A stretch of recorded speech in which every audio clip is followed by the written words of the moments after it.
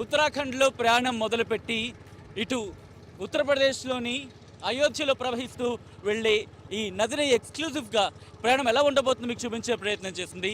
మేము ఇక్కడ ఘాట్కి చేరుకున్న తర్వాత ఘాట్లో ప్రయాణం చూస్తున్నారు.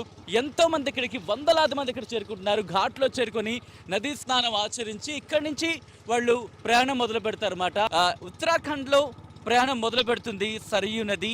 ఆ తర్వాత ఉత్తరప్రదేశ్లోని అయోధ్యలో ప్రవహిస్తూ ఆ తర్వాత తన గమ్యాన్ని దాదాపు 130 కిలోమీటర్లు ప్రయాణిస్తుంది సరయూ నది. అయోధ్యకు వచ్చిన తర్వాత ఎన్నో ప్రదేశాలు చూస్తారు. కానీ గుర్తుంచుకోండి, ఉదయం 7 నుంచి సాయంత్రం 6, 7 వరకు మాత్రమే మీకు ఇటువంటి అనుభూతి కలిగే అవకాశం ఉంటుంది. ఎందుకంటే ఆ టైంలోనే ఉదయం 7 నుంచి 8 ఆ ప్రాంతంలో నీటిని విడుదల చేస్తారు.